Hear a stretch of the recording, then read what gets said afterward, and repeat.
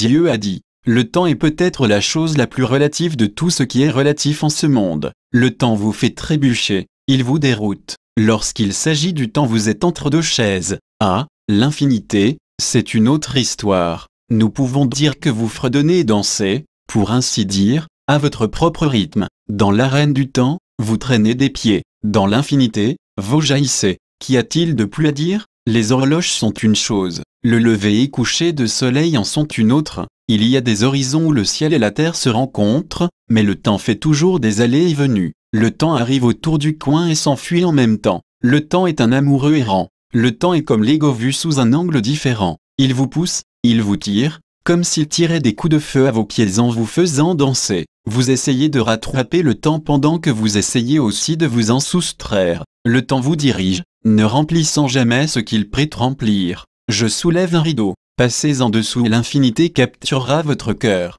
Vous verrez d'où vous avez dormi. Vous verrez la marque de votre tête sur l'oreiller. Nul besoin de se presser dans l'infinité. Il n'y a rien à faire d'autre que d'être. Vous n'avez rien à devenir, car de toute façon, vous êtes. Vous ne devez aller nulle part puisque tout est ici et rien n'est mis de côté, mais tout est bien en vue, une vue qui s'étend au-delà de la vision et du hasard, au-delà du bleu et derrière l'au-delà, les plantes fleurissent et vous vous élevez dans la lumière. Non, pas tout à fait, vous vous êtes élevé dans la lumière. Vous voyez, mais qu'y a-t-il à voir? Qui est là pour s'exclamer à ce sujet et quelle est la voix qui peut s'exprimer et qu'y a-t-il à dire? Aucune voix ne vient de l'infinité, pourtant tous l'entendent. C'est la voix du silence. Elle exerce sa main mise alors qu'elle ne possède aucune prise du tout. L'infinité ne peut pas être tenue, pourtant vous êtes toujours en elle. Vous n'êtes jamais sans elle. Qu'elle ait été invitée ou pas, vous vous réfugiez dans l'infinité. Vous êtes arrimé à l'infinité en même temps que vous êtes libre d'errer pendant que l'infinité est elle,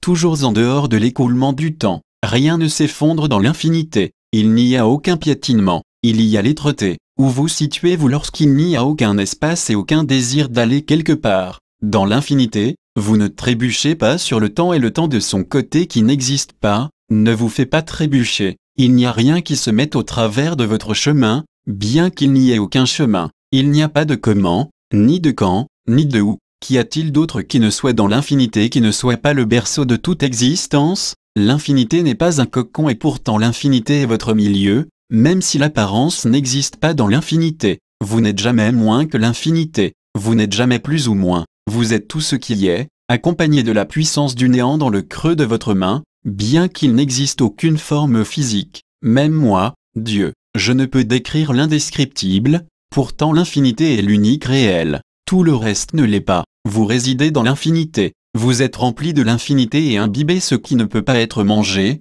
haché par le temps ou mesuré. L'infinité est immesurable et insondable, même si vous faites partie de l'infinité que vous êtes enregistré là où le temps n'est pas et l'intemporalité existe où tout n'est pas encore et où, pourtant vous existez en harmonie avec votre propre soi, comme si vous étiez un train prêt à sortir de la gare, sans qu'il y ait pourtant des voies, ni aucun endroit où aller et qu'il n'y a pas le temps pour y aller de toute façon.